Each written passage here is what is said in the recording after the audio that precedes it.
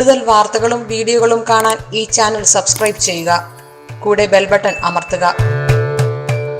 നമസ്കാരം. പലരും ചോദിക്കാറുള്ളതാണ്, ക്ഷേത്രത്തിന്റെ സമീപത്താണ് വീട്, അത് പാടുണ്ടോ, അത് ദോഷമാണോ, അങ്ങനെ ചെയ്യാൻ പാടുണ്ടോ, വീടിന് എന്തെങ്കിലും സ്ഥാനക്കുറവ് ദോഷമുണ്ടോ, അതുകൊണ്ടാണോ ഇങ്ങനെയൊക്കെ എന്ന് പലരും ചോദിക്കാറുണ്ട്. ക്ഷേത്ര സമീപം ഗ്രഹനിർമ്മാണം ഗുണമാണോ ദോഷമാണോ, ശ്രദ്ധിക്കേണ്ട കാര്യങ്ങൾ എന്തൊക്കെയാണ്?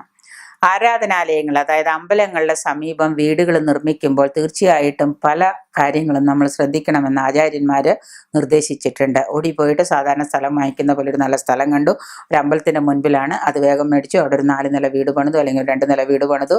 അപ്പോൾ ആചാര്യന്മാർ നിർദ്ദേശിക്കുന്ന പല കാര്യങ്ങളും നമ്മൾ ശ്രദ്ധിക്കേണ്ടതായിട്ടുണ്ട്. എന്ന് വെച്ച് കഴിഞ്ഞാല് മൂർത്തികളെ, അതായത് അമ്പലത്തിൽ നിന്നുള്ള ദൂരം, ക്ഷേത്രത്തിന്റെ ദർശനം, ഇതെല്ലാം നമ്മൾ വളരെ ശ്രദ്ധിക്കേണ്ട കാര്യങ്ങളാണ്. പ്രത്യേകിച്ച് മൂർത്തികളെ, അമ്പലത്തിൽ വച്ചിരിക്കുന്ന മൂർത്തികളെ പൊതുവെ 2 തരത്തിലാണ് നമ്മൾ തിരിച്ചിരിക്കുന്നത്. ഉഗ്രമൂർത്തികളെന്നും ശാന്തമൂർത്തികളെന്നുമാണ് പറയുന്നത്. ഇപ്പൊ ഭഗവാൻ ശിവനാണെങ്കിൽ, ഭദ്രകാളിയാണെങ്കിൽ, ഇവരൊക്കെ നരസിംഹമൂർത്തി, ഇവരൊക്കെ ഉഗ്രമൂർത്തികളാണ്. അപ്പൊ ഉഗ്രമൂർത്തികളെന്നും ശാന്തമൂർത്തികളെന്നും 2 വിഭാഗത്തിലാണ് നമ്മൾ മൂർത്തികളെ തരംതിരിച്ചിരിക്കുന്നത്. ശിവനും ഭഗവാൻ ഭദ്രകാളി, നരസിംഹം, ഇത് ഉഗ്രമൂർത്തികളും, ദുർഗ, വിഷ്ണു, കൃഷ്ണൻ, ഇവരൊക്കെ ശാന്തമൂർത്തികളുമായിട്ടാണ് നമ്മൾ കണക്കാക്കുന്നത്. അപ്പൊ ഈ ദേവതകളുടെ ഉഗ്രമൂർത്തിയ ദേവതകളുടെ മുന്നിലും വലതുഭാഗത്തും, ശാന്തമൂർത്തികളായ ദുർഗ, വിഷ്ണു ദേവതകളുടെ പുറകിലും ഇടതുഭാഗത്തും, ശാന്തമൂർത്തികളുടെ വലതും മുന്നിലും, ശാന്തമൂർത്തികളായവരുടെ ദുർഗാ, വിഷ്ണു ദേവതകളുടെ പുറകിലും ഇടതുഭാഗത്തും ഗ്രഹം പണിത് താമസിക്കുന്നത് നന്നല്ല.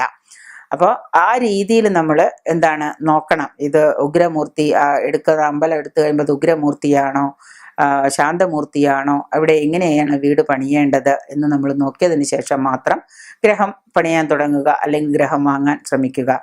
ശാസ്താവിനെ നമ്മൾ ഉഗ്രമൂർത്തിയായിട്ടും ശാന്തമൂർത്തിയായിട്ടും കണക്കാക്കുന്നുണ്ട്. അയ്യപ്പനെ ഉഗ്രമൂർത്തിയായിട്ടും ചിലർ പറയുന്നുണ്ട്, ചിലർ ശാന്തമൂർത്തിയായിട്ടും പറയുന്നുണ്ട്.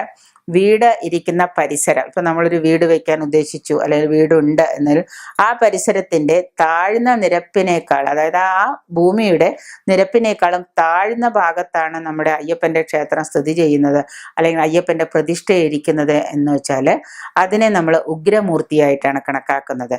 ഉയർന്ന നിരപ്പിലാണ്, ഇപ്പൊ നമ്മുടെ വീടിരിക്കുന്നതിനേക്കാളും കുറച്ച് ഉയരത്തിലോ അല്ലെങ്കിൽ കുറച്ച് മാറിയിട്ട് കുറച്ച് മുകളിലേക്കോ കയറിയിട്ടാണ് അയ്യപ്പൻ ഇരിക്കുന്നത് എങ്കിൽ, ശാസ്താവിന്റെ പ്രതിഷ്ഠയെങ്കിൽ, അതിനെ നമ്മൾ ശാന്തമൂർത്തിയായിട്ടാണ് കണക്കാക്കുന്നത്. അപ്പോൾ മുകളിലിരുന്ന് നമ്മൾ താഴെയാണ്, കുഴപ്പമില്ല. നമ്മളെക്കാൾ താഴെയാണെങ്കിൽ ഉഗ്രമൂർത്തിയായിട്ടും, മുകളിലാണ് ഇരിക്കുന്നതെങ്കിൽ, വീടിരിക്കുന്നതിനേക്കാളും ഉയർന്ന ഭാഗത്തിലാണ് ഇരിക്കുന്നതെങ്കിൽ അതിനെ ശാന്തമൂർത്തിയായിട്ടുമാണ് നമ്മൾ കണക്കാക്കുന്നത്.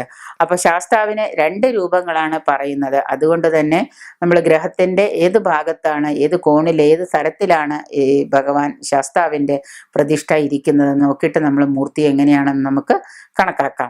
ഒപ്പം തന്നെ ദേവാലയങ്ങളെക്കാളും ക്ഷേത്രങ്ങളെക്കാളും ഉയരമുള്ള ഒരു ഗ്രഹം അത് ദേവാലയ സമീപത്ത് വയ്ക്കുന്നത് പാടില്ല എന്ന് തന്നെയാണ് ആചാര്യമതം. കാരണം അമ്പലത്തിന്റെ കൊടിമരത്തിനേക്കാളും പൊക്കത്തിലേക്ക് ഒരു വീടും പൊങ്ങാൻ പാടില്ല എന്നുള്ളത് തന്നെയാണ്. അപ്പോൾ ചില അമ്പലങ്ങളിൽ കൊടിമരം ഉണ്ടാവില്ല, പകരം അമ്പലത്തിന്റെ ഇതിനേക്കാളും ഉയരത്തിലേക്കായിട്ട്, ഒരു ദേവാലയത്തിന്റെ ഉയരത്തിനേക്കാളും നമ്മളുടെ ഗ്രഹം പണിയരുത് എന്ന് തന്നെയാണ്, സമീപത്ത് വയ്ക്കരുത് എന്ന് തന്നെയാണ് ആചാര്യമതം.